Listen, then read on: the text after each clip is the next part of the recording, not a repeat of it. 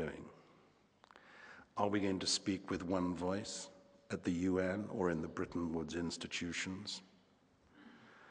Don't, as my father used to say, hold your breath.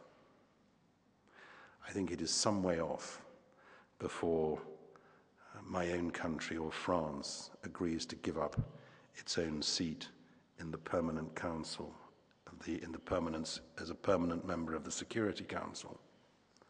But we're not making very much progress either in speaking with one voice in the Bretton Woods institutions. What about the Middle East? Well, since we weren't present when Bush's America was absent, why should anybody care much about what we do when America is once again engaged?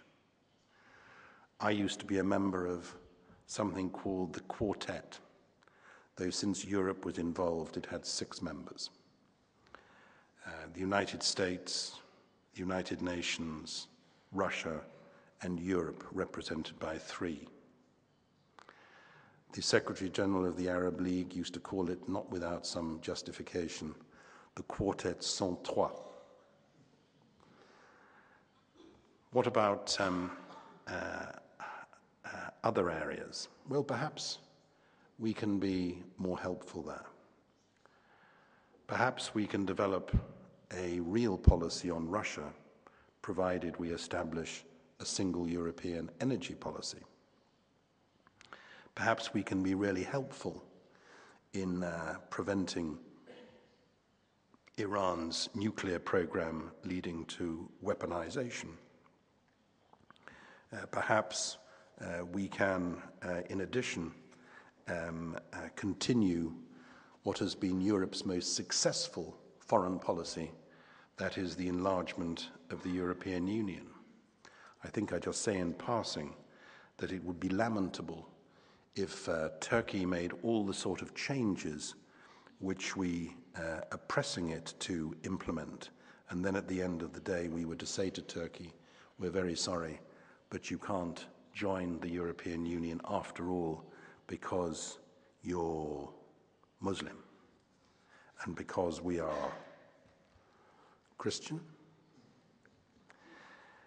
I think it should be possible for us to develop a more successful strategic relationship with China and India and Brazil, at least on economic and regulatory issues. I slightly doubt whether we can do very much more in the security field. Many European countries spend too little, but overall we still spend 200 billion euro on defense. We have 500,000 more men and women under arms than the United States, but 70% of them aren't able to serve outside their own national territory.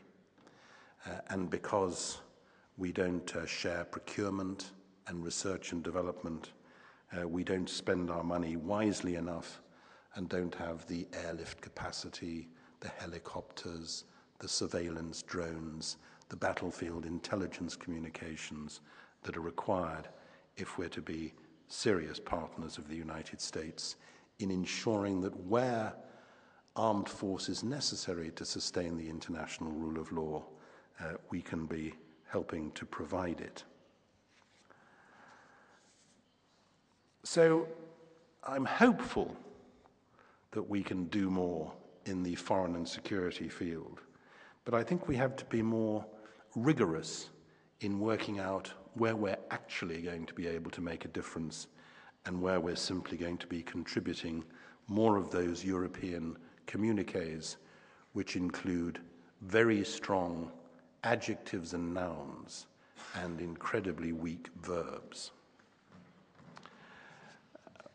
I said at the outset that I thought that perhaps we did need, if not a vision, at least a clearer sense of where we're going. That slightly cuts against how I normally see the world. I've always taken the view in politics that talking about getting from A to Z is much easier than getting from A to B, and that usually failure is about the inability to make that first journey. But I do think today that A to Z provides an important question for our political leaders. And I think that's where the question I tried to address is really relevant. I don't think the question is really whether the European Union is fit for purpose, can do what we want it to do. I think the real question is whether our leaders are fit for purpose, whether the democratic elected governments we have can provide Europe with the leadership which it requires.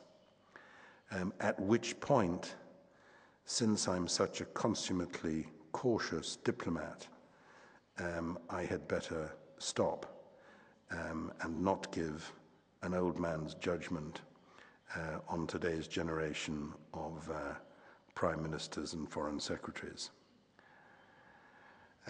Eshkarikashku.